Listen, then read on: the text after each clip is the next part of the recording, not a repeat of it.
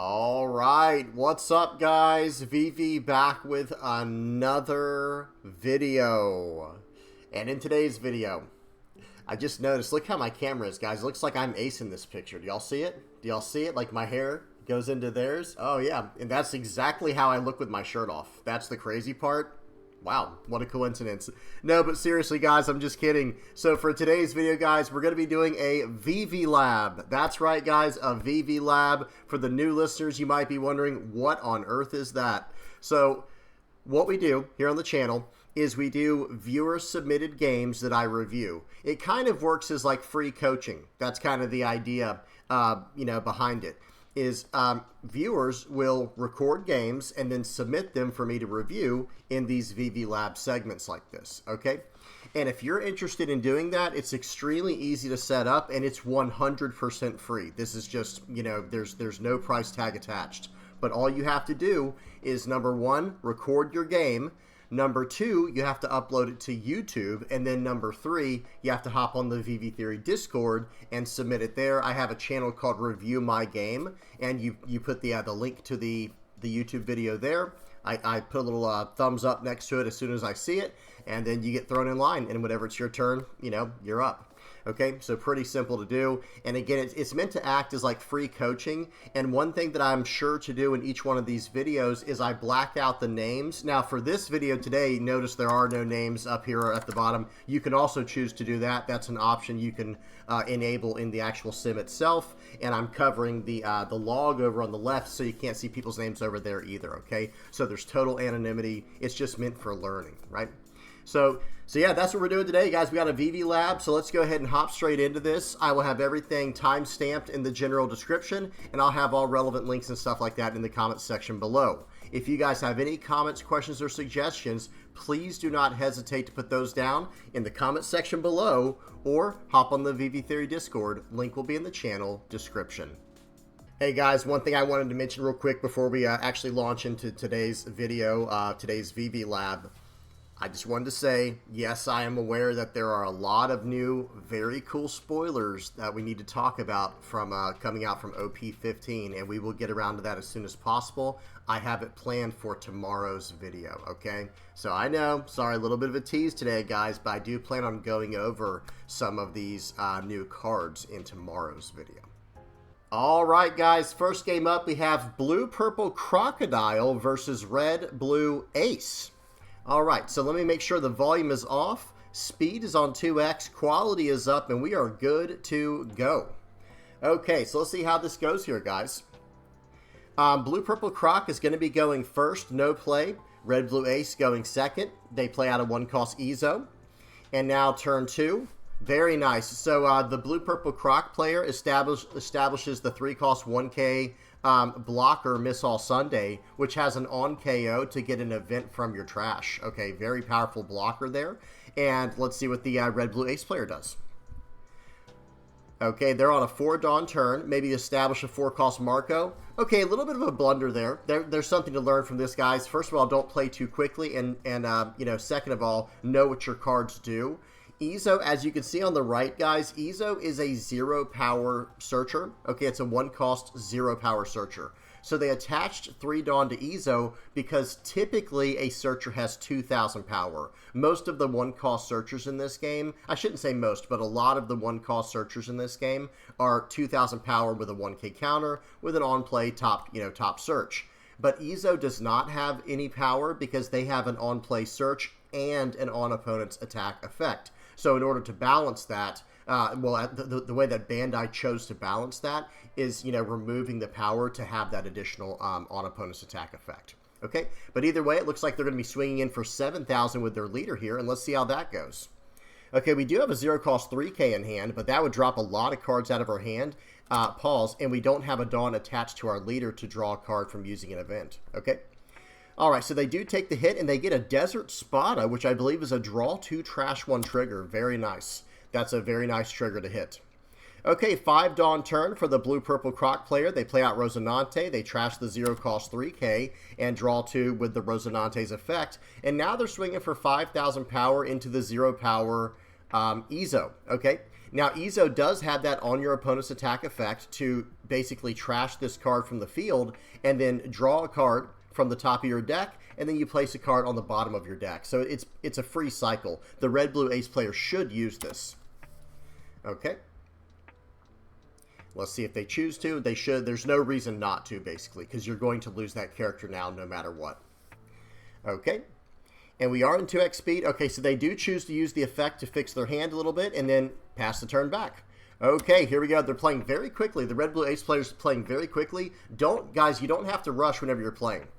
Now, they slam down a 5-cost 6K Yamato, attaching a Dawn to their leader, and then attaching the remaining Dawn to the leader as well for the turn. And it looks like they're going to swing in for 8,000. This is an 8,000 power attack into 5, and we do have 2 2K counters in hand and a blocker. So let's see what the blue-purple crocodile player chooses to do. We have options here. We have options.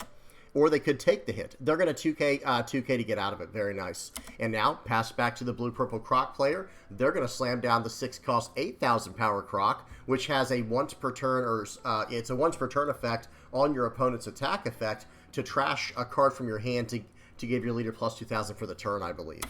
It's something along those lines. I can't exactly remember.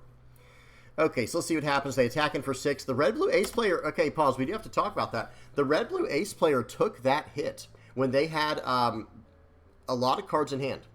And you're playing against a blue deck. I would not recommend doing that. Let me tell you right now, guys.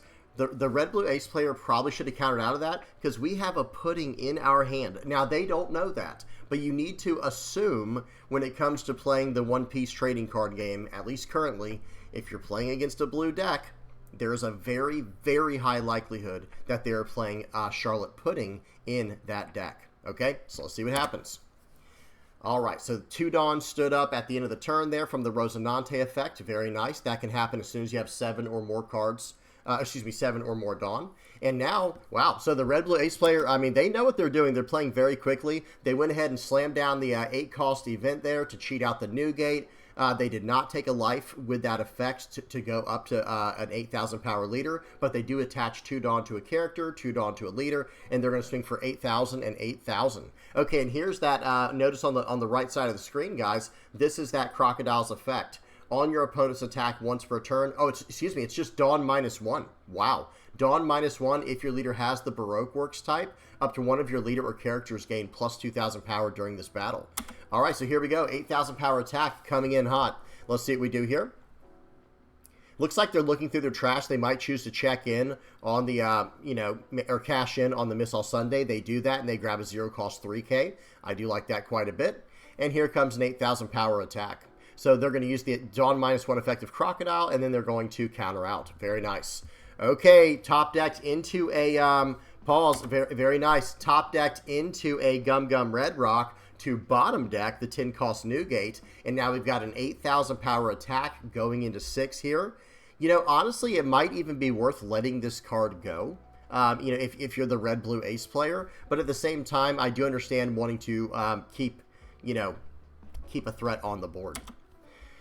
Okay, 8,000 into 6, and it looks like they're going to use the leader effect and a 1K to get out of it, and then a 6,000 power attack into the leader, 2K to get out of it, and another 6,000 power attack from the Rosinante. Very nice. Okay, they got out of all those attacks. They're going to, and then the blue-purple the blue-purple crocodile player is going to be passing the turn back. They have 3 Dawn active now. They're going to be able to use their leader effect this turn. I believe it's Dawn ×1. Whenever you activate an event, if you have 5 or less cards in hand, you can draw a card. It might be 4 or less. I can't remember exactly, but either way, they should be able to use it this turn. All right, here we go. Okay, Red Rock gets rid of that 6-cost 8K Crocodile. That was a very good play because that card is very strong. 9,000 into 6. Okay, so we're going to do a Hell's Judgment event and a 2K counter to get out of that and draw your card from the leader effect. And then they get out of both attacks because that dropped the power of the Yamato down to 3,000, and they saved the Rosinante from the leader attack. Now, back to Blue-Purple Croc, playing out the Rosinante, trashing a card from an event card from their hand to draw 2 cards. And oh boy, here we go. Looks like we have 4 Dawn left, and then they're mousing over the pudding, and there are 7 cards in the red-blue ace player's hand. Okay, but do we want to do that this turn? The answer is probably this might be the most value they get from this card. I like this way better, though. I like playing out the Missile Sunday way better here and putting a Dawn on the leader, and then they can just use a defensive event next turn. They can get events back from their trash with Missile Sunday. Really big fan of this play by the blue-purple Ace, by the blue-purple Crocodile player. Because now they get to attach a Dawn to their leader, put even more pressure on the opponent's hand while developing the Missile Sunday on the board and potentially drawing cards next turn with their leader's effect. I really like this. Okay, 6K, and they take the hit. Jeez, guys. Okay, so pause. So one thing we might have needed to consider was attack in with the attack in with the Rosinante first to see if they're going to take that hit and then maybe punish them with a pudding. Just some idea there. And one thing I like to have on these videos, guys, I have like this little chess meter. Notice on the right, you know, this is used for chess games. So the play that we did right there was good, but it looks like we probably should have attacked first with the Rosinante just to see. It might have been a slightly more optimal play to swing in with the Rosinante first and go from there. Now, it still might not change the way we do this turn because we swing in for 8,000 or for 6,000. They take the hit. We might still want to develop the Missile Sunday. It might still be the right play, but that is very tempting. Using a Charlotte Pudding to knock down their hand like that, it's very tempting, okay? Because the best part, let me say one more thing about that. The best part about Charlotte Pudding is it totally destroys their hand. Like, yes, they would have gone from 8 cards in their hand down to 5 cards, but it's not just going down to 5 cards. It's getting 5 totally random cards in your hand. So, yeah, either way, not a play mistake there, but I just wanted to mention that. We did have one other pretty solid play line there. Okay, so then they did not swing with the leader. Okay, did not swing with the leader. Looks like they're maybe planning on using Pudding next turn. Okay, and then an Otama comes down. Wow, okay, so this might be an absolutely punishing turn coming up here for the red-blue ace player. Because, so we did not attack in for 6 with our leader effect, or excuse me, with our leader. And then they play out an Otama. So we pass the turn back, we get a bunch of Dawn active from the Rosinante effects. The red-blue ace player plays out an Otama to draw 2 trash 1, because they have 3 or less life. And then they play out a Jozu to pull back the Otama, and then bounce one of our cards back to hand. Yeah, this could be an absolutely punishing turn for the red-blue ace player here. This Pudding is going to be devastating if they play it. Okay, they're doing a lot of searching. They got all the cards they want in their hand. 7,000 into 5. Going to use the 0-cost 3K to get out of that and draw a card. I like that. Okay, here we go. So, pause. I think what we need to do right away is just slam down Pudding. I don't know. I don't pre-watch these games, guys, so I have no idea what's about to happen. But I think slamming down the Pudding here, let's just consider what all options we have for the turn. Okay, it looks like they're going to do a search first. I do like that as well. But I think the way that this turn needs to end is with a, you know, I might not even use the searcher because just trying to map out our turn beforehand. One thing we can do this turn is we can Sobbles the Jozu back to the opponent's hand, and then we can slam down the Pudding and completely wipe their hand out with the Pudding effect, right? And then we have 2 Dawn left for the turn, and we could just go 6, 6, 7 with our leader, leaving a Dawn active. Actually, yeah, then we could still use the Baroque Works event, guys. So let's see what happens here. Okay, playing out the Missile Sunday, I do like that as well. Are we going to do it? Are we going to play out the... No, we're not going to play out the Pudding. Okay, okay. They're teasing us. Guys, the blue-purple Crocodile player is teasing us right now. All right, here we go. So it's going to be a 6K attack into the leader. They have a lot of cards in hand. So 6K. Okay, another 6K here using the leader effect to get out of that one. 6 more, a 2K to get out of that one. Pass the turn, standing a bunch of Dawn is active with all these Rosinantes. They each stand 2 Dawn up at the end of the turn. Okay, here we go. How's the red-blue ace player going to respond? Double Otama, double hand fix, 8-cost event, slam down the Newgate. Whoa, okay, that was not expected. Pause. I do love that that Newgate there. That's not the blocker one. That's the one they call Tax Beard. And notice how it says Tax 2 on all of our cards now.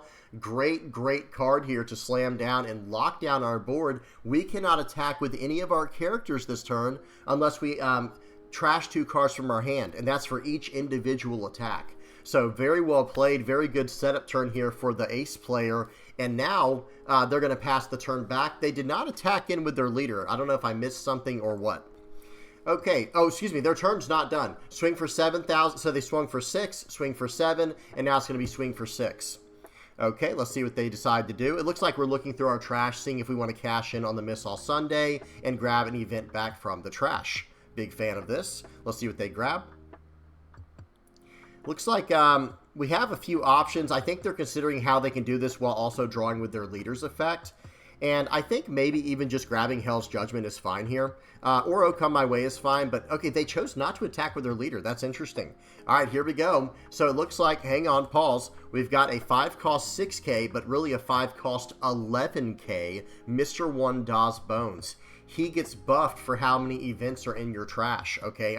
I think it's for every 2 or 3 events in your trash, he gets plus 1,000, okay? So now that card's on the board. That card is massive. And now we're attaching a Dawn to our leader, and let's see what we choose to do here. We have a lot of Oh Come My Ways in hand, which is really nice. But let's see what we choose to do here. I wish we had done the pudding last turn. We had such an incredible setup for that. Oh, man. Hey, it happens, though. And that's why we do these videos, right? We will go back and probably look at that at the end of this video. Okay, 6,000 attacking in. And then it's going to be past the turn. Stand. All of the Dawn is active. That is so funny. So they have all of their Dawn is active here. We're going to be able to use all these Oh Come My Ways. Okay, so first, hang on, pause. So first we're going to use the, was that the 0-cost 3K? 1 second, guys. So they're going to attack in. First it's going to be a 0-cost 3K getting rid of a pudding, and then it's going to be a Desert Spada. We drew that from the effect of our leader. Very nice. Getting out of that effect, getting out of that attack very nicely. Getting out of a 7K attack with just 1 card is always really good, guys. Okay, Jozu comes down, pushing back the Mr. One Das Bones. And it looks like, okay, it's still the red-blue ace player's turn. They're going to swing for 6 of their leader after developing the Marco. And they still have a 10,000 power, a 12,000 power attack coming in for the Edward Newgate. So I think we probably should respect this attack. Even using a 1K from hand could be good. Or we could also just Oh Come My Way and push an attack over. Okay, let's see what happens here. Looks like we're looking through our trash to see if we can find any possible answers with a future Miss All Sunday or something like that. Or maybe just trying to see what all we have access to still left in our deck. Excuse me. Okay, here we go. 6,000 into 5. I really don't hate going 1K. Okay, so we take the hit, and now we can probably just redirect. Okay, we're going to choose to take the other hit as well. Pause. So we could have redirected that attack as well, right? And just stayed at 1 life. But it looks like we're going to be taking all of these hits, going down to 0, and maybe going for lethal this turn. I don't think that's out of the question. That's definitely a possibility here. We could try to go for lethal. But it looks like we're going to use 1 more turn to develop. All right, here we go. We have a lot. We have all 4 Oh Come My Ways in hand. So we might be able to do something with this. All right, here we go. And we still have 5 Dawn left. We can still develop a Miss All Sunday as a blocker. We have a lot of really cool options here. Okay, going to use the Baroque Works event to... What did they do with that? Did they do some type of effect? Oh, that was a draw 2 trash one from the Mr. One Das Bones. Playing out the Miss All Sunday. Going to swing for... yeah, I think we need to swing for 4 6s here, guys. I think that's the right call. Swing for 4 6s just right across the board. Basically daring your opponent to attack into your board. You know, because, I mean, you have the Oh Come My Ways anyway. That's how it's going to go regardless. And then next turn, you're going to be able to go for lethal. Okay. Our opponent is in for a pretty rough surprise. It looks like we're determining if we want to swing for 6 or 7. Yeah, swing for 7 for sure. We're going to get 6 Dawn active. And we're going to be able to have 4 Dawn for the Oh Come My Ways and 2 Dawns for a Hell's Judgment if needed. Okay, so the 7K attack, now that's a nice redirect to the 7K. That did absolutely nothing. Okay, here we go. Okay, hang on, pause. I think our opponent made a play mistake. I think they should have actually just dropped down the Roger from the beginning, but that's okay. We didn't use our blocker anyway, but they definitely should have dropped down that Roger first. That was a slight play mistake by the opponent here. Okay, 6,000. That's a 1K. Very nice. Now we're going to Oh Come My Way. Over to the blocker, maybe. Yep, and that allows us to use the on KO effect of the Miss All Sunday. Seems good. 6,000. We got a 0-cost 3K. 12,000. That's a redirect over to the 14K. And then we have a redirect over to the 15K now. Good game. Okay, that ended very quickly there at the end. Pause. Hang on, let me pause it right. I'll try to pause right when it ends so we can see the opponent's hand. Pause. Okay.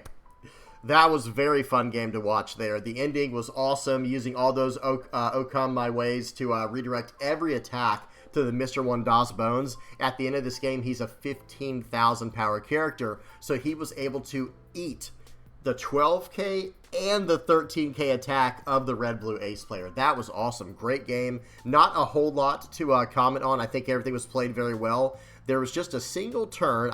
It was right before this this tax beard went down. Let's go back a little bit further. Yeah, I think it was this turn right here. Hang on, guys. Let me hit yeah, I think it was this turn right here. It is. My apologies, guys. 1 second. Okay, they pass the turn back, so they swing for 7. Okay, very good, and all this stuff happens. Pause. This turn right here.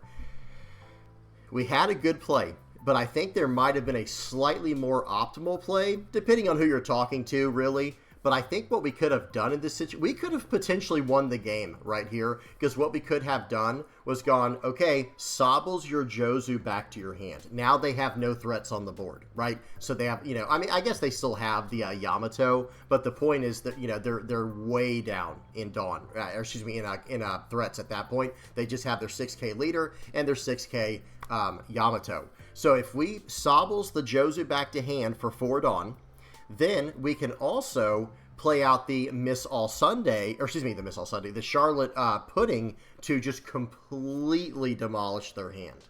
Okay? And then we can swing in for 6, 6, 7 after that, and just get all the rest of the cards out of their hand, maybe dropping them down even further. And then we have the, you know, we still have a decent board. We would stand a bunch of Dawn as active at the end of that turn with the Don Quixote Rosinante's end of turn effect. I think that might have been a slightly more optimal play. However, it was not necessary. Instead, what ended up happening is they developed the Miss All Sunday, attach a Dawn to the leader, and then they develop the Rosinante, trashing the Sables, and then they go from there, right? And then, you know, and we know the rest. So really great game. That was a great submission there. Blue-Purple Crocodile versus Red-Blue Ace.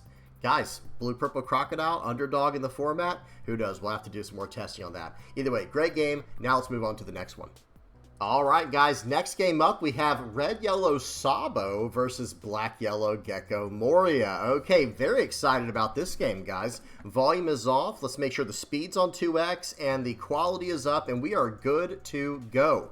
Okay, we can already see something here, guys. Notice the hand of the Red-Yellow Sabo player.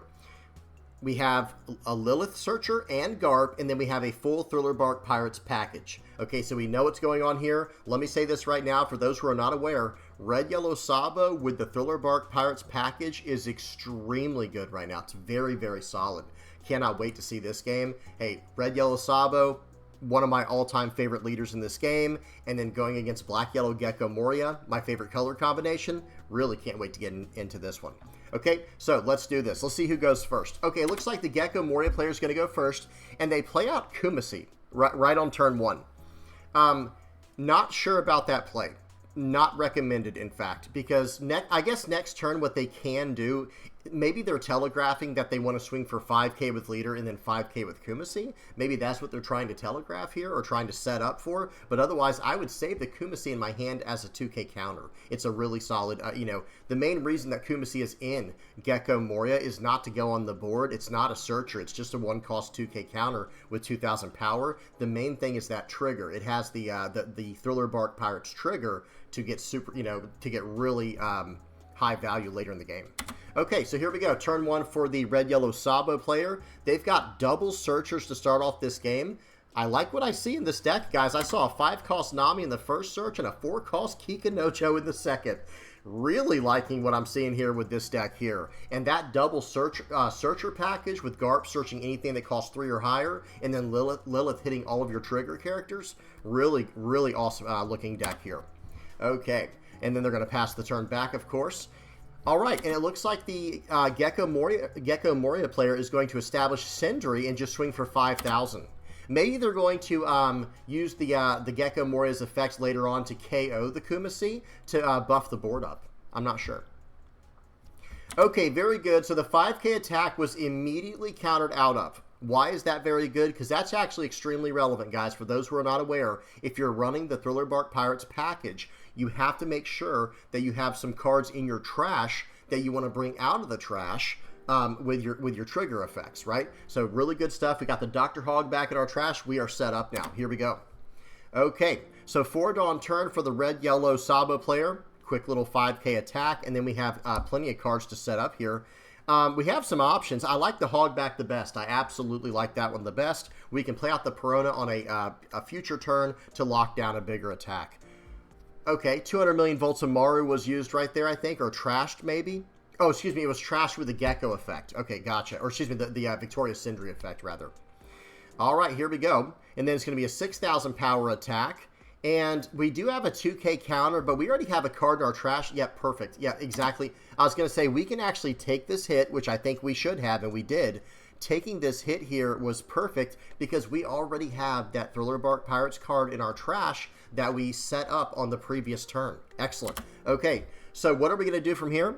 All right, here comes the Kumasi, guys. He's attacking in for 6,000. I do like 2K countering out of that. No reason to take life too aggressively. It looks like there's still a lot of game left because there's still 4 life for the Gecko Moria. 7,000 into 5.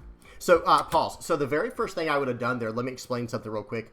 I would have actually attacked my 1-cost 2Ks into the Kumasi. Let's just get that thing off the board, right? Let's just not even have to worry about that card anymore. Just attack into that and get it out of the way. They're not going to block. They're not going to counter. If they do counter, that's only good for us, right? Because we have another attack coming in with the Lilith just to clean up the board a little bit. But okay, so we swing in for 7,000 power into the leader. It looks like they get a Boa Hancock trigger.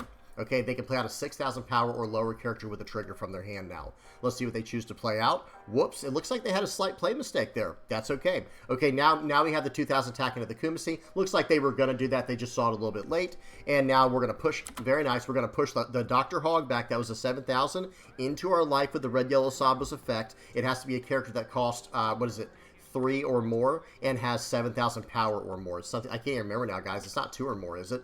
No, I don't think. I think it's a character of the cost of 3 or more, and then it can push back and the character has to have 7,000 power or more. You can push that card into your life and buff a character on your board until the start of your next turn by 2,000. Okay, really good stuff here. So 7,000 into 5. They're going to take that hit.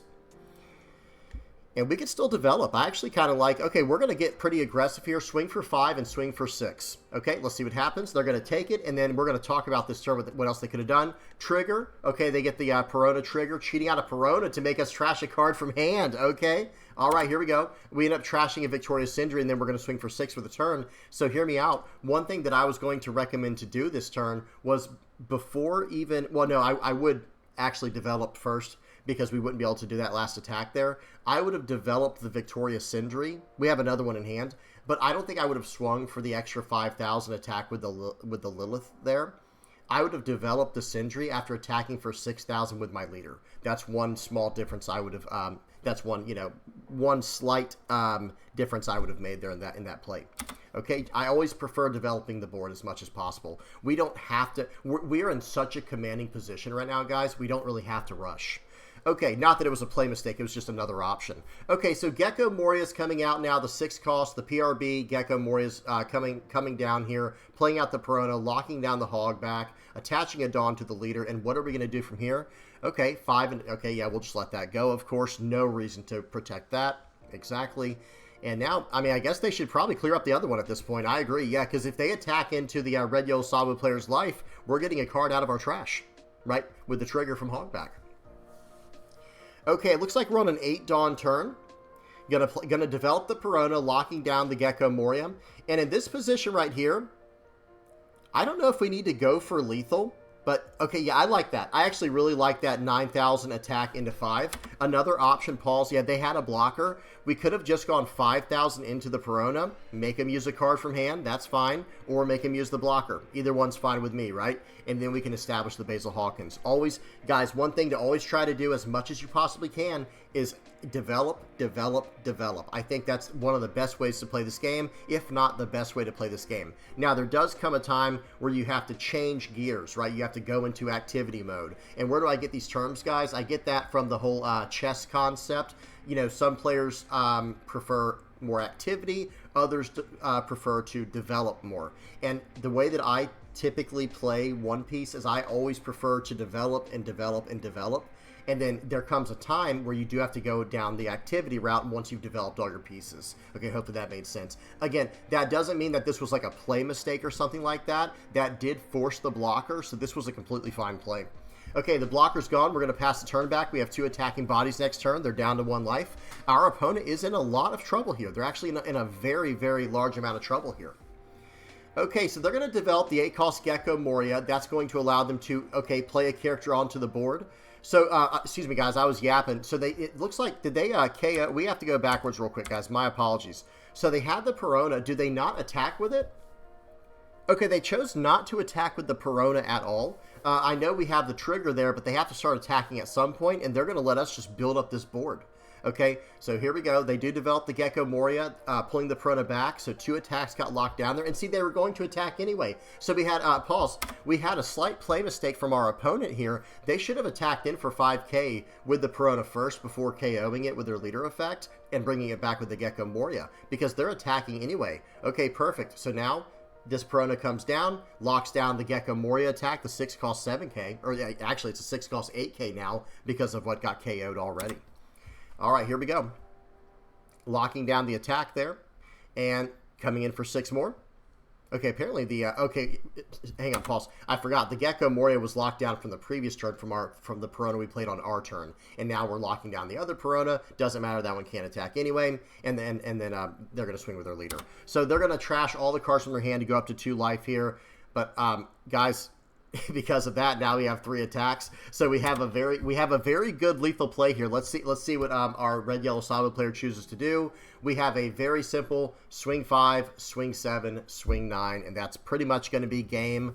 The only thing we have to worry about, of course, is if they have another Perona in their trash, and if we hit a trigger as their first life. And as it just so happens, they do have another Perona. We can see it right on top of their trash, right? So, okay, we do have to be a little bit careful here. Maybe, I still would probably try it. I would do a 5k poke into their leader to drop them down to 1 life and go from there. And attack with a character first, just in case, because if it is not a trigger to shut down your attack on the board, well, then that's just game over. Okay, so let's see what happens here. Okay, we're counting our dawn a little bit, trying to figure out what our play is going to be. All right, let's see what happens. Just kind of waiting, guys, because, you know, okay, it's going to be a 5k attack. So, pause. I would have recommended attacking with a character first, because the Perona can only shut down the attack of a character. It can't shut down the leader attack. It can only hit a character that costs 6 or less, I believe. Okay, so 5k attack. Let's see what it is. Okay, they took the hit. Now we can go for just 7,000. Yep. Okay, 10. We're gonna load up big time here. All right, and they take that hit. So there was double no triggers, or however you want to say that. So now it's just, oh no, it was a trigger, and they played out the Sindri, and now we can swing for 10,000 into 5. So we had a few play mistakes on both sides here. Let's talk about it real quick, guys. All right, so let's go back. All right, so this position right here. First things first, I would not have attacked my leader. So just swing for 5k in with the Perona. That's going to be fine. They can't counter out. There is no blocker on the board, and there is no trigger that I know of that they're playing that's going to be able to get rid of our Dr. Hog back. Some people might tech in removal in the future, who knows, but they don't have that option. You know, at least I don't think they have that option currently. So we should have swung for 5k with the Perona. Okay, then check this out. Oh, there was no trigger. Fine. Now we just swing for 7k. So there is no card in their hand. If they have no Dawn available, there is no way for them to go to plus 3k, plus 4k, plus whatever k, right? And even if they do, it doesn't matter. We can actually gain 2 life this turn if we need to, right? So none of it's a concern to us whatsoever. But either way, just swing for 7k right here. It's going to go through, and then we know that they get the trigger, but what they should have done is use the trigger to pull out a Perona from their trash, the very top card in their trash. They could have used that trigger to pull out the Perona to lock down our hog back, okay? And then we would not have been able to attack. But if we had swung with the characters first, our last attack was going to be our leader that they can't lock down, and we could have just swung for 9k, and there's just no getting out of it. We had a math win there. Either way, great game to both players. That was an awesome submission. Red Yellow Sabo, it's always a good day when you get to see Red Yellow Sabo in action. And let me tell you right now, guys, hey, the Thriller Bark Pirates package, it's good in Black Yellow Gecko Moria, but it's also very good in Red Yellow Sabo. Okay? All right, let's move on to the next one. All right, guys, next game up, we have Purple Yellow Pudding versus Red Blue Ace. And before this game even gets started, I have to say, Purple Yellow Pudding, it looks like they're going to get to choose whether they want to go first or second, and they want to go first because Purple Yellow Pudding, if they get the right combination of cards, they can cheat down a 10 cost 12,000 power, not really cheat down, but they can ramp to be able to play out a 10 cost 12k Charlotte Linlin very, very early, okay? So let's see what happens here, and that does seem like a very good way to battle into Red Blue Ace. If you can beat them to the punch by dropping your 10 cost 12Ks before they can, because they have their 8 cost blue event, that could be very, very, that could be one way to beat Red Blue Ace, I think.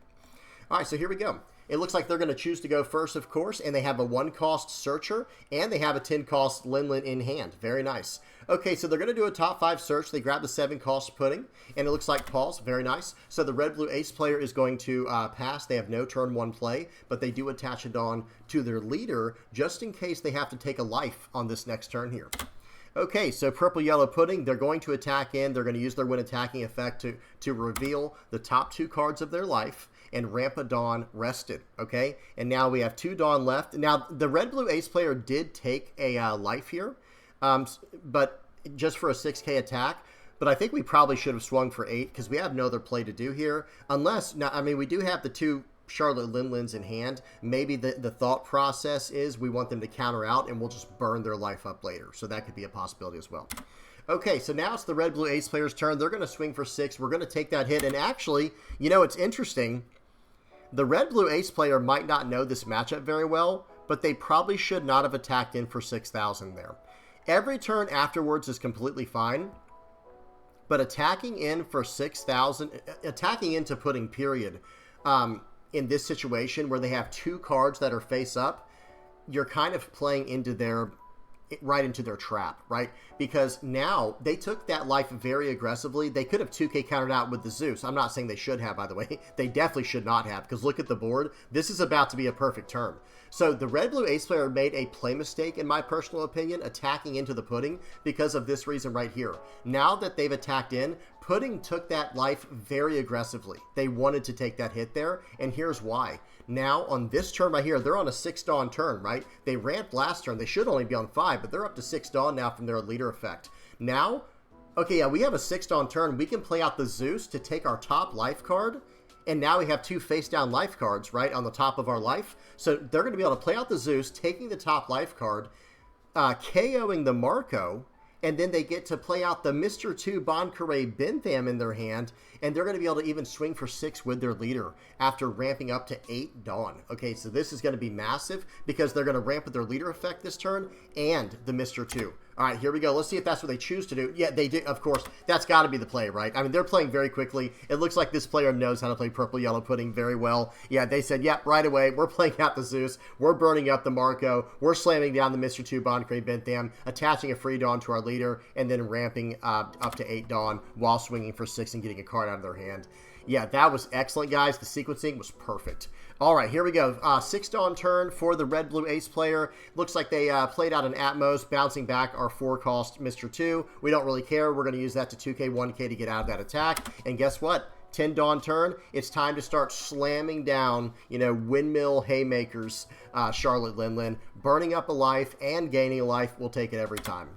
Okay, passing the turn back, 8 Dawn turn, and guess what? Red Blue Ace is going to fight fire with fire here, playing down a 10 cost 12k of their own, attaching 2 Dawn to their leader, swinging for 8,000, end up taking that hit, and then there's going to be a 7,000 power attack with the Atmos. Okay, we should counter out of this one for sure. Yeah, I'll say no reason to be greedy here. Countering out made a lot of sense. Okay, so now we can swing for 5k into the Atmos. There's, I guess maybe they should save this, to be honest. Yeah, they do end up saving this. And now I think we should probably, okay, pause. So we chose not to attack in with the Charlotte Linlin. And I'm trying to think. I don't know what's in the Red Blue Ace player's hand. But I will say I probably would have attacked with my Charlotte Linlin there. But at the same time, let me think about this. We have a 2k, a 1k, and a 1k in hand. Okay, so maybe it was the right call to not swing in, because if they chose to load 4 Dawn on their Edward Newgate right here and swing for 16 into our Linlin, 4 Dawn specifically for a reason I'll talk about in a second, but if they chose to do that, then we can't counter out to save the Lin, and they still have the remaining 6 Dawn to bottom deck our other Charlotte Lin. However, they are at 0 life. So if they chose to do that play right there, we just swing for 15. I mean, they could potentially get out of it. They have a lot of cards in hand, but I don't know. This is a tough situation, but let me just say it like this. I might have actually attacked with the Charlotte, I might have actually attacked with the Charlotte Lin, but I don't think this was a play mistake at all. This was just a different, this is just another play line that's possible. It is a much safer play line for sure. Okay, so here we go. All right, so we're on the first 10 Dawn turn of the Red Blue Ace player. Remember, they were able to cheat out the 10 cost 12k last turn with the 8 cost event. All right, so we're in 2x speed, guys. We're just waiting for the Red Blue Ace player. They're going to start off with a 7k attack. That's going to be 2k, 1k. I do like respecting that attack for sure. Now they have 9 Dawn left. I don't know. Do they have maybe the 9 cost red Edward Newgate? Okay, nope. They're going to swing for... Okay, they're going to swing for 8 and then 12. Wow, they're turning their blocker sideways. Interesting. Okay, so they're swinging for... they swung for 7, 8, 12 this turn. We're down to 1 life. They have 6 Dawn active, but they can't do a red rock, right? Because then we just win. We swing for 22,000 with no blocker on the board. I think attacking with that Edward Newgate was a bit reckless. Not trying to be too harsh or anything like that, but I guess maybe they have to try to set up lethal for next turn. Again, we don't know what's in the hand of the Red Blue Ace player. They might have had to do that play if they wanted any chance to win. They might not have, they might be trying to set up lethal for next turn. Okay, but... in this current board state right here, we can't red rock, so let's see what the follow-up play is for the Red Blue Ace player. Okay, double Uda with 2 Dawn active. That makes more sense. That's not bad at all. Okay, so we have a 7 Dawn pudding play here to cheat out the Katakuri for free. We have 3 Dawn left. It looks like we're going to be able to swing for 6, 12, 12 right here and restand our Charlotte Linlins and have 2 Dawn left at the end of our turn for the Nora Beam Sword that we have in our hand. Okay, and that's exactly what's going to happen. Yeah, that's the play, guys. That's just simply the play. Okay, then swing for 12, blocker, 12, blocker for sure. Yeah, I would imagine. I'll say if they counted out, that would have been crazy. And here we go. Yeah, pause. I was going to say, they have to go all in here. There is just no way to survive next turn. So they're going to slam down the Goldie Roger and say, okay, here we go. You got it or you don't. And honestly, guys... we have it. We know that because watch this. They can only swing for 5, 6, 12, 13. We cannot block because they have Roger on the board and they have 0 life. So we can't block at all or we lose on the spot. But when they swing in for 5, we've got a 1k counter for that. When they swing in for 6, we can Nora Beam Sword to rest down the other, one of the big attackers. And then we take the final hit and then we're going to be able to win this one. I think this one's pretty much over. Yep, 5 to 5. This is just a simple 1k counter. And then it's going to be 6. Now, here's the Nora Beam Sword opportunity, resting down their guy. And then that's probably, yeah, they might just, I was going to say, they might just concede. The game's over. Good game to both of these players. That was an awesome one. But I have to say, Purple Yellow Pudding, if it's given the opportunity to ramp like that, it's basically lights out. Very few decks can keep up with it, especially when it sees a decent, solid pool like this. And I think there was one play mistake that the Red Blue Ace player made, and they might not even be aware of it. Attacking into the Purple Yellow Pudding player early on is not the right call in my opinion. So basically it's like this. If Pudding goes first, you do not attack into them on your first attack, like on your turn 2. So think about it. Pudding goes, they play turn 1, and then you have turn 1, and then Pudding has turn 2, and you have turn 2. You don't attack into Pudding on turn 2 like that if they reveal 2 cards from the top of their life to ramp a Dawn, because you're playing too much into their double ramp potential, where they can slam down a 10 cost 12k Charlotte Lin. Because if they had not done that, if they had not attacked on turn 2, then guess what? All of a sudden, we don't get double Lin back-to-back like that, a turn early like we did, okay? So, that's the one amount of criticism I want to throw at least to the Red Blue Ace players' way. I don't know who they are, by the way. They didn't submit this video, but one thing that could have helped avoid this situation is if they had not attacked on turn 2. I think the turns afterwards are completely fine, but attacking into them on turn 2 like that, highly, I do not recommend it. I would not recommend that. I would highly not recommend that. Okay, great game to both players. Let's move on to the next one. All right, guys, next game up, we have Vegapunk versus ST21 Luffy. All right, so let's get the volume off. Let's make sure the speed is on 2x, the quality is up, and we're good to go. Vegapunk. Okay, very exciting. All right, and we have the Egghead stage. I'm a firm believer in the Egghead stage in Vegapunk, guys. I think it's a really awesome inclusion for the deck. Okay, so it looks like Vegapunk's going to be going first. Pause. I think we want to go first, typically speaking, with Vegapunk. It makes a lot of sense because for 1 Dawn, we can cheat out our 5-cost characters, right? So very nice going first. And we're going to play out the Jewelry Bonnie to start. And I wonder if maybe playing out the Shaka might have been an even better call there, because what we could have done, not saying it was a play mistake, by the way, but if we play out the Shaka first for 1 Dawn, next turn, we still have 1 Dawn to cheat out a character, right, for just 1. And we can actually attack in for 6 with the Shaka and develop our stage and go from there. But let's see what play line this Vegapunk player has in mind here. Okay, so turn 1, we play out the 3-cost 4K Bonnie that has Dawn ×1. When your opponent takes a life, draw 2, trash 1. All right, so here we go. They're gonna the red Luffy player is gonna develop 2 characters on the board that can attach Rested Dawn to characters or leaders. Very explosive start here for the ST21 Luffy player. Okay, now we draw a 7-cost Stussy for the turn, and it looks like we're gonna be able to play out the stage for 2. And we're going to swing for 6, very aggressive, favoring activity. So we were just talking about this earlier, right? This is favoring activity over development. And it's not the wrong thing to do necessarily, but I think sometimes it makes more sense to develop, especially earlier on, because right now we could have still been attacking in with a card like Shaka and developing this stage and all that good stuff. And we could have developed a character as well this turn. Because remember, on turn 1, we could have gone 1 Dawn Shaka, and then turn 2, we developed the stage, and then established this this Bonnie, and still be able to attack in for 6 with the Shaka. So I think we did things a little bit out of order there, but again, not necessarily a play mistake, just a different play line here. We could have had a slightly more optimal sequence of events here, or play line, but this is nice because we're attacking in for 6, and if we attack in and connect, we're going to be able to do a draw 2, trash 1, and get rid of this stage in our hand, because we already have one on the board, and we'll be able to set the Jewelry Bonnie as active, and that stage plus Jewelry Bonnie, very strong combination. Okay, here we go. So did they, I'm sorry, what happened? Did they got out of the attack. Okay, so they 2K countered, and then we're going to stand the Bonnie up at the end of the turn. Very nice. Okay, so they're going to develop a Shiraya here, a nice 3-cost 4K blocker that can match, the power of the leader, I believe it is. All right, so here we go, 8,000 power into 5, and it looks like we get a trigger, and now it's going to be our turn. Okay, so 1 Dawn, it looks like we're going to push the Shaka. Is that into life? Yeah, so they pushed the Shaka into life there. And now we still have 4 Dawn to play with for the turn. It's going to be swing 7, very nice. Draw 2, trash 1, get rid of that stage. We don't need that anymore. And now 7 more. They're going to block. Okay, pause. Interesting. So they were able to block in. And like I said, guys, Shiraya matches the power of the leader. Right, so it doesn't. It's not like there's another card that matches the character who is Mr. 2 Bon Carré, right? He can match a character when attacking, but this Shiraya matches the leader. Okay, so 7K into 5, that's gone, but that's okay. I guess it saved him a life. I probably would have taken that hit if I was the ST21 Luffy to just try to stay more aggressive on the board.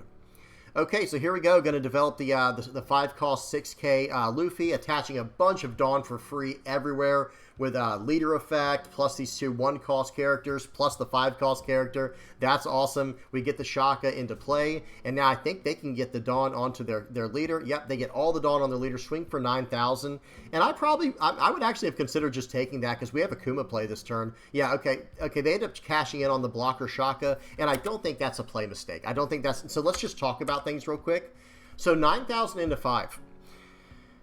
That's a scary attack. They have no more attacks for the turn. They have a 1K and a 1K on the board. But I think, personally, I would have actually just taken this hit right here, and I would have then next turn developed my Kuma and used my leader effect to push a character into life if I need to, like this Vegapunk, or pushing it on the board and developing a bunch of blockers. You definitely want to stay above, 0 life. You want to stay at 1 life or more against red in case they have any unblockable type of events. But either way, blocking out right here with the Shaka, we lose a little bit of tempo on the board, but it's not a play mistake necessarily. Again, it's just a different way of doing things. Okay, because we could have gained a life with this card here, this Kuma, like we're about to do. So we're going to play out the Kuma. We did draw a 4 calls 5k, 2k counter Frankie for the turn. That's going to go perfectly into our life. But did we mess up the sequencing here? We might have messed up the sequencing. Let's see what happens. Going to trash the Vegapunk. And then what are we going to do? Okay, it looks like we're going to... okay, pause. I would actually attack for 6 first into the Luffy, just to get as many cards out of their hand as possible, and then I'd go 5k into their leader to draw 2, trash 1. But I don't even know if I would have done any of that this turn. I think I actually would have just developed... Pause. Let's go back to... So this is why it was so important last turn, I think, to take the hit. What I would have done in this situation here... Since we just blocked out with a Shaka, that's fine. Now that we're in this exact situation, I would actually pay 1 with Vegapunk. Before playing out the Kuma, I would have paid 1 with Vegapunk to put the Frankie on top of my life. Because when that card gets hit, I'm going to draw a card and develop a 5k body. And then I would play out the Kuma. And then, you know, trash card to draw to gain a life. And then I would just swing 6k into their Luffy and pass the turn. I think we had a little bit of a mis-sequencing there, but who knows, maybe this is what they had in mind anyway. All right, here we go. So they trashed the Vegapunk to gain a life, and now we have a Dawn to attach to the Jory Bonnie, and we're going to go 5 into the lead. Does he want to let us draw 2, trash 1?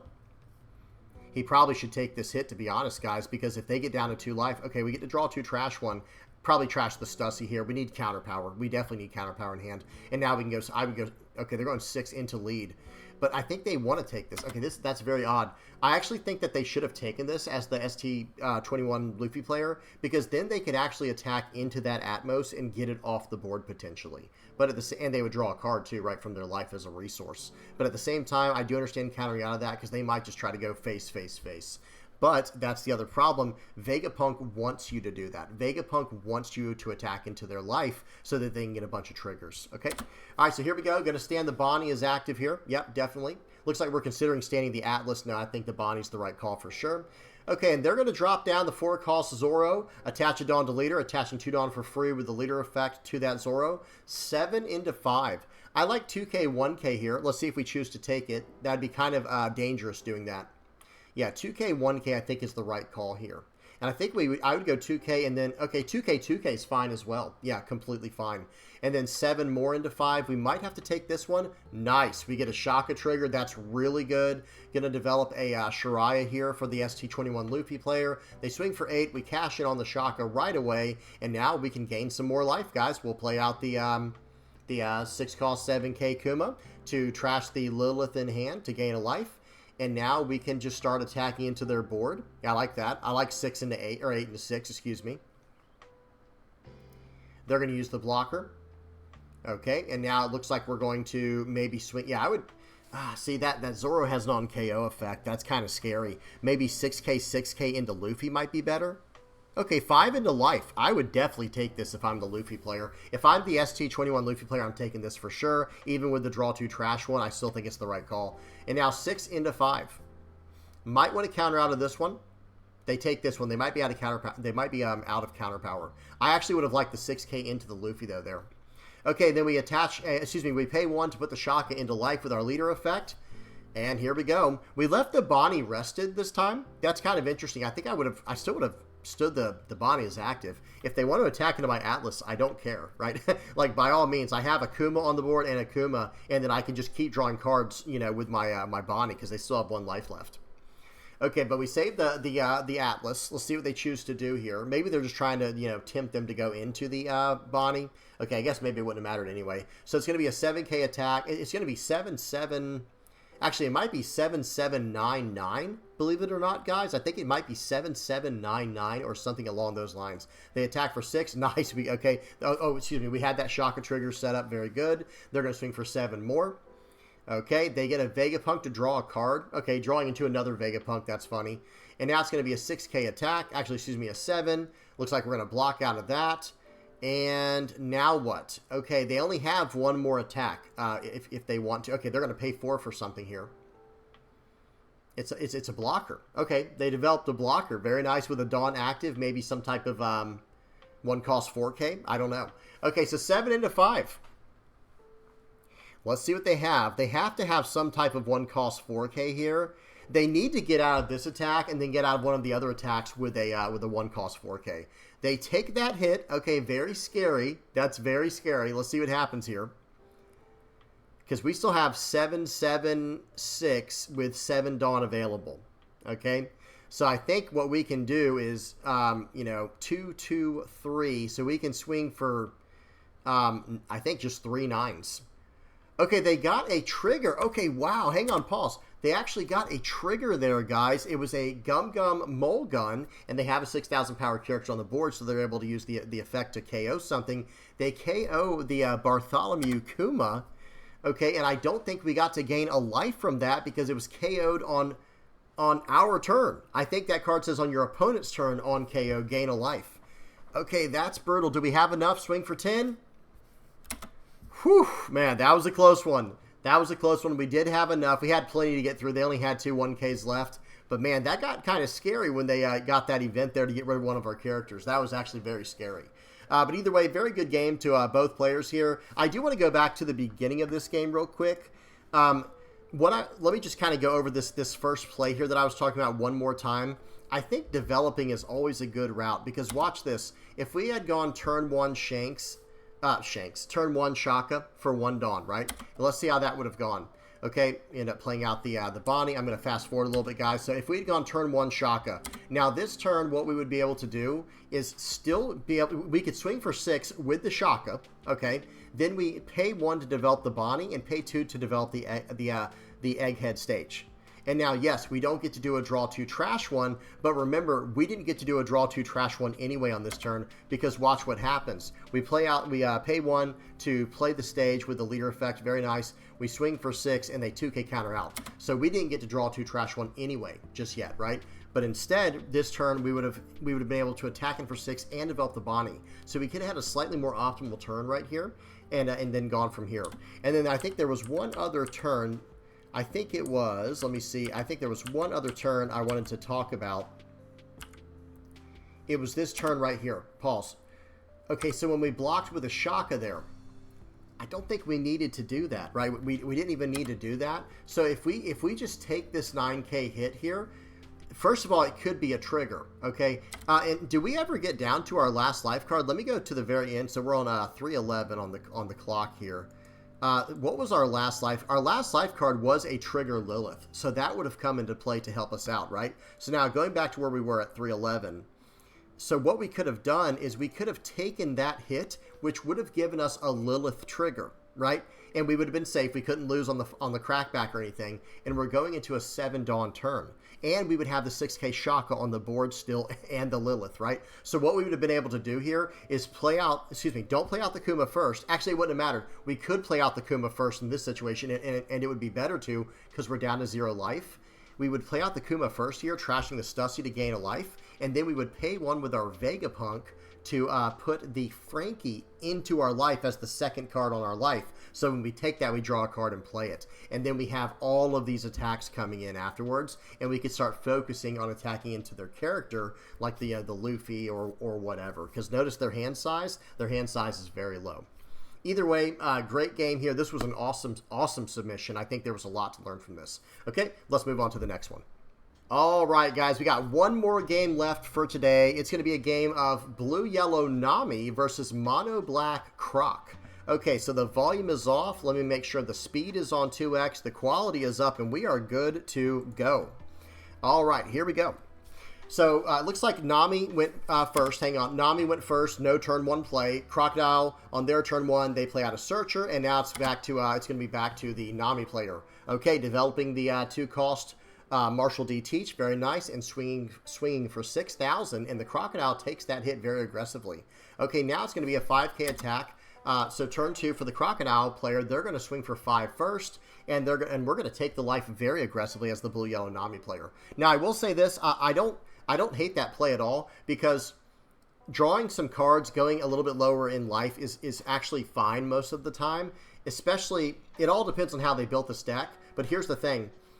It is also smart to counter out with Nami as well to keep your hand size low so you can start drawing, cards with your leader's effect. You have to have 7 or less cards in your hand when you take one of your opponent's life cards to draw a card from that effect. Okay, so I get taking life early on. I typically play very greedily, but at the same time, I also get countering out early on to keep your hand size lower. Okay, all right, here we go. So now they have 4 Dawn left for the turn. Let's see what the Crocodile player does. Okay, they end up KOing their character. That was interesting. So they KO'd their Miss Valentine Makita and reduced the cost of our character by 10. Doesn't really matter. They developed the Mr. Ford Babe blocker, and now it's going to be our turn.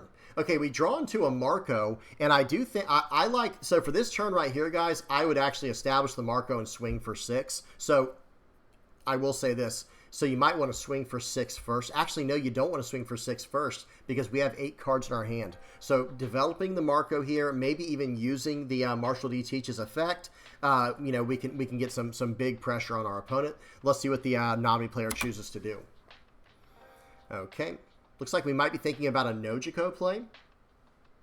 That's not terrible. Okay, no, so we are going to develop, very nice, almost exactly what I just said there, I think. Well, so we end up developing the Marco, right? That costs 4 Dawn, and then we're going to use the Marshall D. Teach's effect to, it's an activate main for the newer players out there. The 2-cost character on the board for the Nami, that is a 2-cost 3K, 1K counter character with an activate main to place a card from your hand on top of your deck, and then you can attach 2 rested Dawn cards to a character or leader. Okay, so now we're going to attach the 2 Dawn to our leader, and we had 1 Dawn left for the turn, so now we have 3 Dawn, and it looks like we're going to attack for 8,000 right here. Okay, they're going to block that and get a card back to hand. And now they're on a 6 Dawn turn, so they're going to play out a Searcher, another Searcher. They're trying to fix their hand. They're going to swing for 5. They still have 5 Dawn active. Let's see what they choose to do with that. So they attacked in for 5, and we block out for free for 6,000. For our 6. Okay, pause. Hang on. So they attacked in for 5 with their leader. We get a free block for 6,000, and now they're going to KO their character to reduce the cost of our Marco down to 0, and they have 1 Dawn left. Is this going to be a Haute Couture? Yeah, it is. I was going to say this looks like a Haute Couture patchwork play right here. So guys, the event that the Crocodile player just used, it's a 1-cost Dressrosa event that can lock down a character with 0 cost. So they baited us. They attacked in for 5, saying, hey, you might as well just block. I'm just giving you a free attack here. And we're like, oh, okay, yeah, we'll take that. And we block, which I don't disagree with doing. It was a free way to get, we didn't have to waste counter in our hand. But technically, if we had 2K countered out, we could have played around this play right here with the Haute Couture patchwork. Because once our character went sideways, they were able to KO their own character and use the Haute Couture patchwork to lock down our Marco. Very smart. Very good mind games there from the black Crocodile player. Okay, so now it's our 7 Dawn turn, and we didn't attack with a Marco. It's just locked down from the effect. And it looks like we're going to develop the Nojiko and just swing for 10. I'm not super scared of the Mr. 2 on the board, especially when we're at 3 life with like 10k counter in hand. I think what I would have done in this situation instead, let me go backwards real quick. I think I would have just played out the 6-cost, what's his name here, the 6-cost Kuma, and just swung for 6. And actually, we have 7 cards in hand, so I would have actually attacked for 6 first with my leader. I would have just done a quick attack for 6, see what they do from there, see what kind of information they can give you, and then I would have played out the Kuma, and I would have gained a life, I think. Now, I will say they're going into their 8 Dawn turn, so I guess they could develop a Crocodile afterwards. But, it's hard to say. Whatever the case is, I think I would have just developed the Kuma, and I don't think I would have cared too much about that Mr. 2 on the board, because what we could do on our next turn, on our 9 Dawn turn, is we could actually play out the Nojiko plus Jozu combo, right, to bounce 2 characters back to the opponent's hand while developing a 7K. Okay, but let's see what happens here.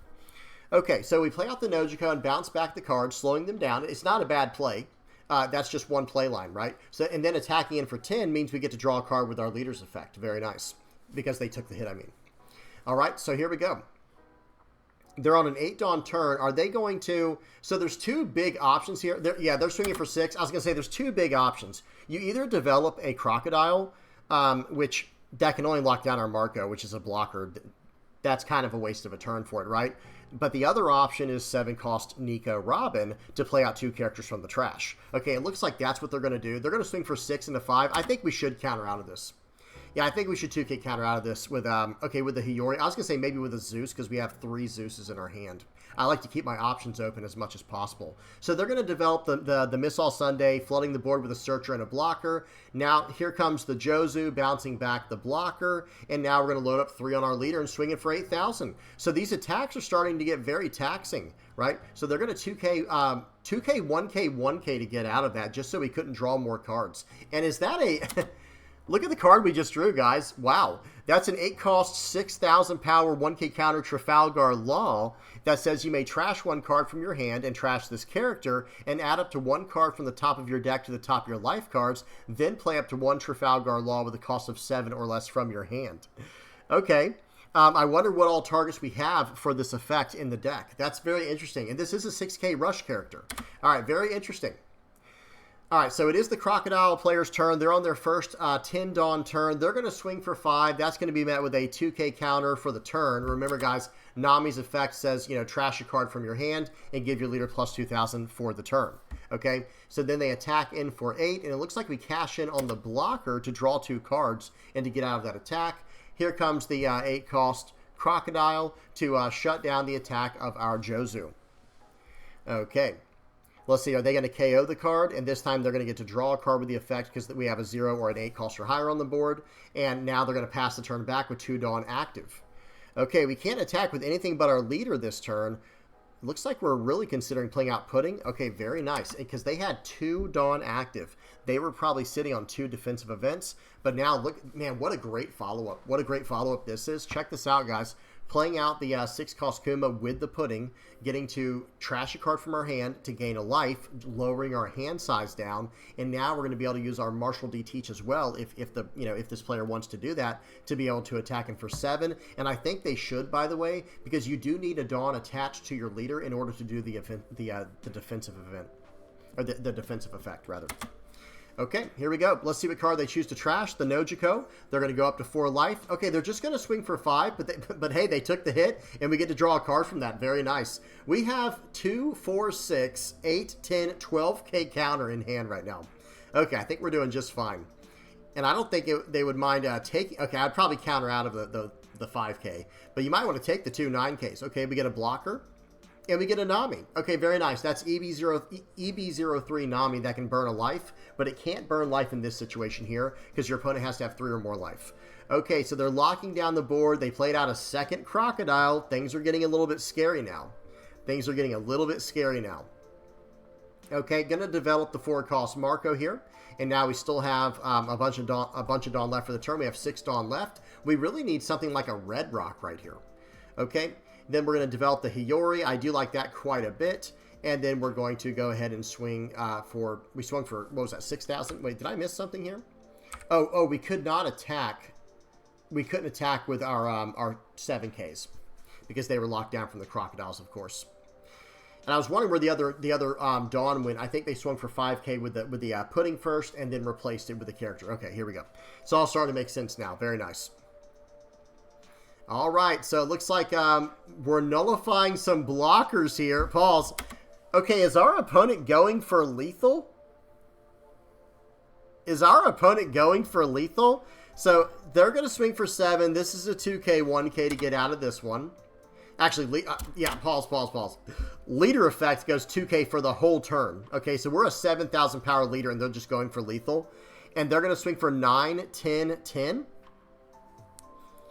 Yeah, I think we just have it, guys. I think we just have it, right? We can literally take both of these first 2 hits to keep them baited in just to go all out. They have no blocker on the board, and they have 4 cards in hand. And then we get out of the final 10K with just 2 2K counters, okay? Or we could just take this hit and then get out of both of the Crocodile attacks for 2K, 2K each. But if that's the case, we can just go for lethal next turn, I believe, right? Because we can go, okay, swing for... 7, 7, 7, just to kind of test the waters, and that's a 1 Dawn investment, and then we can go from there. So let's see what happens here. Okay, so 9K, I would take this one. I would have taken that one. And then, we can counter. Okay, nice. We finally got a red rock. Very good. And now they're going to swing it for 10, and we can 2K out of that one. Okay, we end up using the event here, the searcher event. It can find a card between the cost of 2 and 8. It's a Nami-only searcher event. And now what? Okay, they are gonna lock down one of our attacks, so that does complicate things. But we can. Okay, we're just gonna bottom deck one of their crocodiles and play for next turn. Okay, swinging for 6, swinging for 10. Very nice, and they're gonna save their character there. And now they have to try to go for lethal again. Do they have another ground death to turn off our blockers? Okay, they have a Mr. One Das Bones to rest down a blocker that gains us life. Okay, so we're going to use leader effect and a 1K counter to get out of this attack. And now they have to find a way to get around Marco, or we're just going to win. So I would block this one. So I would have actually, I think I would have blocked that one. Well, no, they had 2 Dawn left. Yeah, I think that's just game now. Yeah, block, draw, very nice draw 2 with the Marco. And here we go. I was surprised we lived from that. I'm not going to lie. That was really good. Really good stuff there. And hey, people know their decks more than I do. Like with Blue Yellow Nami, because we never got access to those promo cards until like just now with the girl promo, I didn't really play didn't really mess with the leader all that much. It kind of discouraged me. But hey, here we go. So we got a 7K attack. Okay, gonna burn a life. I do like that. So now we can swing for 11. Yeah, that should be enough no matter what, even with a 4K. So even if they had a 4K, Paul, good game to both players there. That was awesome. Even if they had a 4K in hand, they only have 1 Dawn, and even if they had a 2K, that can only get them to 11. Really nice. I do like using the effect of the Eustace Kid, because let's see what it got rid of. It got rid of a 2K counter, so not bad at all. And now they get to attach the 2 free Dawn with their with the Marshall D Teach effect. Very nice. Hang on, it went backwards or something. Okay, let me go to the very end here, and like I said, they have to take that. GG. Okay, that was awesome. That was a very good game, very fun to watch. You know, there was a lot going on in this game, I have to say. I broke it down as best as I could.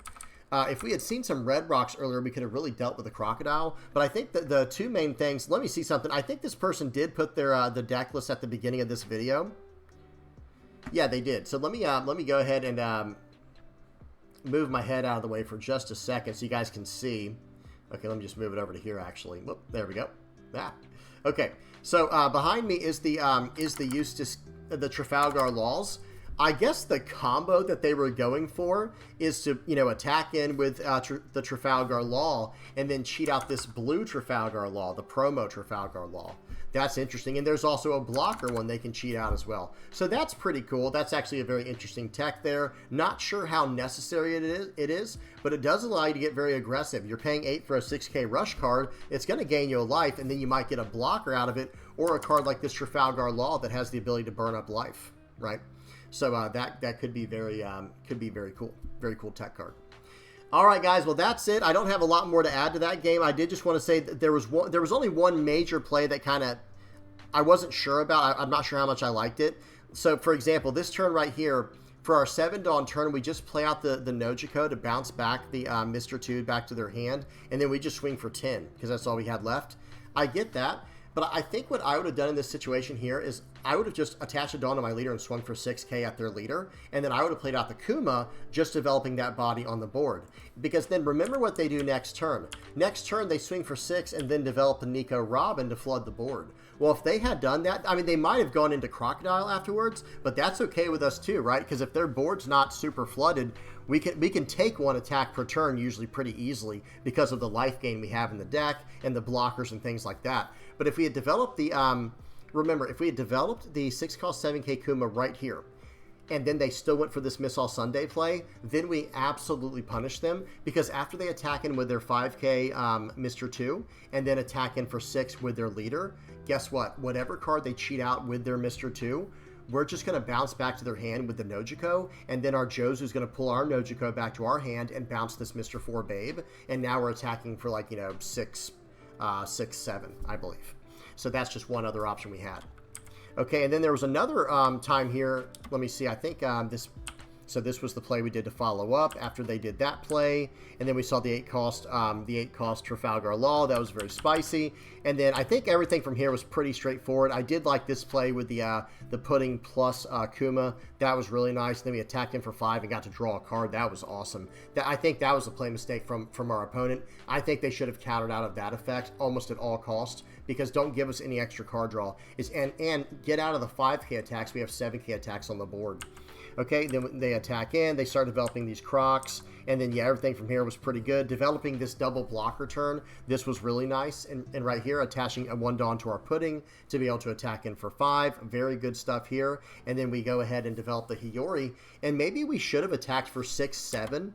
Like, maybe we should have gone for a 6-7 attack there by using our Marshall D. Teach to trash a card from hand to swing in more aggressively. Because we have 2 blockers on the board, and we have 2, 4, 6, 8, 10, 11K counter in hand. So if we trash 1 card, we get to be more aggressive and threaten them more next turn. And then maybe they don't go for this all-in attack here where we had to dump most of our hand. But either way, we were able to get out of it, which was really nice.